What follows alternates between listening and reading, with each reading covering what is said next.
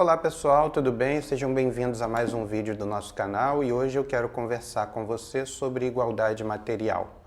Eu tive entre os dias 29 de agosto e 2 de setembro, no Rio Grande do Sul, no Instituto Federal Farroupilha, em Júlio de Castilho, município do Rio Grande do Sul, um povo muito simpático, muito atencioso, muito carinhoso comigo, e eu quero fazer esse agradecimento aqui publicamente.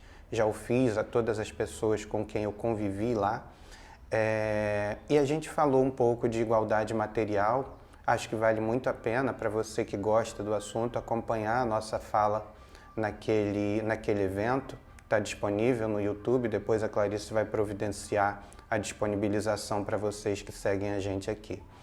E me pediram para voltar a falar do tema igualdade material, então vamos nós. Sempre que a gente fala de igualdade, a gente fala muito de igualdade naquela fórmula todos são iguais perante a lei. E a igualdade perante a lei por si só não garante igualdade. Por quê? Porque a isso a gente chama de igualdade formal. O problema é que os defensores da meritocracia vão exatamente nessa linha de falar em igualdade formal, como pressuposto da meritocracia.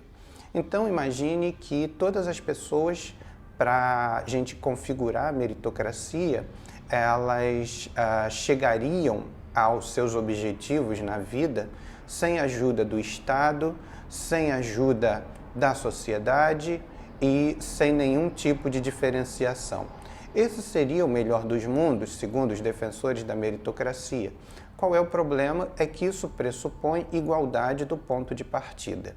Vamos imaginar então que nós temos uma pessoa negra que mora numa favela, onde ela não tem água encanada, onde muitas vezes não tem energia elétrica e alimentação precária.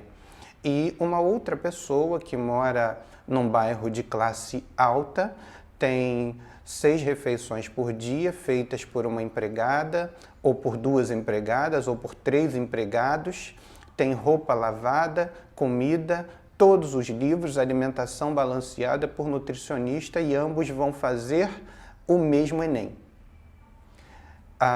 E vão disputar a mesma vaga na universidade. Isso é meritocracia? Ou seja, o ponto de partida é desigual. E sendo o ponto de partida desigual, não há como falar em meritocracia, porque a desigualdade começa no ponto de partida. O que a gente fala? Por que a gente fala muito de desigualdade ou de igualdade material? Porque a igualdade material, ela visa exatamente compensar algumas diferenças. E nesse exemplo que eu dei, a igualdade material visa compensar a diferença econômica. Ou seja, é o que normalmente a gente chama de justiça de redistribuição.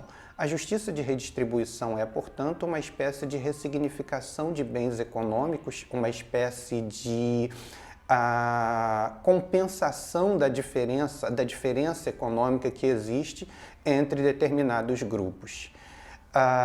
Nesse sentido, então, a igualdade material, ela pressupõe exatamente a desigualdade, ou seja, é preciso desigualar um pouco, às vezes é preciso desigualar muito no resultado final para compensar a desigualdade no ponto de partida. Por isso nós temos, por exemplo, as políticas de cotas. O que é a política de cota? É uma espécie de fórmula que desiguala no resultado final para compensar a desigualdade no ponto de partida. Então, existem cotas para estudantes de escolas públicas, existem cotas para pretos, pardos, negros, indígenas e pessoas com deficiência, exatamente para desigualar, para compensar essa desigualdade no ponto de partida. Mas ainda existe uma outra forma, uma outra maneira de falar em igualdade material, que é a chamada justiça de reconhecimento ou aquilo que a gente chama de injustiça cultural. Existem certos grupos que, por mais que o façam, serão naturalmente, regularmente vistos como pessoas que não merecem a mesma atenção em relação às demais. Estão entre esses grupos, por exemplo, pessoas com deficiência. Por mais que você faça, por mais que você produza, por mais que você apresente resultados, a pessoa com deficiência, ela vai ser vista naturalmente, e isso é cultural, como alguém que merece o nosso carinho, e muito entre aspas, alguém que merece o nosso sentimento de piedade, isso muito entre aspas. E eu posso te dar um exemplo meu pessoal disso, né? Eu, enquanto pessoa com deficiência, tenho uma vida acadêmica construída, mas regularmente, sempre praticamente, eu sou confundido com aluno, e não que isso seja um problema. Eu normalmente sou confundido, quando eu estou de terno, com alguém que é pastor, e não que isso tenha algum problema, mas as pessoas não me veem, mesmo dentro da universidade, quando não me conhecem, evidentemente, como uma pessoa que pode ser ali um professor. Mais do que isso, quantas e quantas vezes eu cheguei ao Tribunal de Justiça e fui retratado como uma parte, não como o advogado. Eu me lembro que uma vez eu fui a uma perícia acompanhar um cliente e o perito começou a fazer as perguntas para mim. E aí eu disse, olha, depois que eu demorei um tempo para entender, eu disse, olha, na verdade, o periciado não sou eu, é ele. E mostrei o cliente que estava do meu lado. E aí ele faz um comentário assim, um comentário lindo, né? Ele diz assim, olha, é a primeira vez que eu vejo o doente acompanhar o são. Bom, primeiro que eu não estava doente, né? E segundo que o cliente que estava ali comigo estava numa perícia exatamente porque ele não estava exatamente com saúde, propriamente.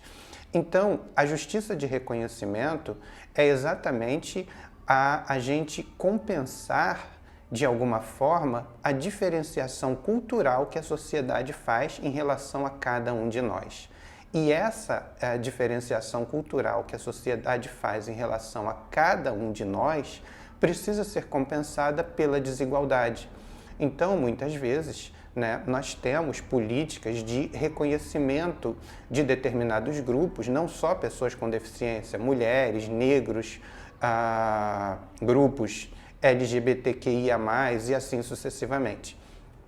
E eu poderia te citar inúmeros exemplos de grupos que demandam justiça de reconhecimento. É por isso, por exemplo, que nós temos políticas de cotas para as mulheres nas candidaturas de partidos políticos. Pouquíssima representação e ainda alguns estereótipos aplicados, colocados sobre a figura da mulher. Então, a igualdade material ela pode ser pensada sob dois aspectos. A igualdade econômica, ou seja, a justiça de reconhecimento, ou a igualdade cultural, ou a chamada justiça de redistribuição. Acho que é isso, falamos tudo. Muito obrigado mais uma vez a quem chegou durante o mês de agosto, se inscreveu no canal. Muito obrigado a quem chegou em julho também, ainda não tive a oportunidade de agradecer. Agradeço muito por você ter acompanhado a gente nesse vídeo. Te peço que acompanhe a gente no Instagram, tá aí o nosso Instagram. Te peço que dê pra gente o seu like, o seu dislike, compartilhe o nosso canal com seus amigos e se você quiser me acompanhar, eu agora estou no Twitter, Josemar F. Araújo. Tchau!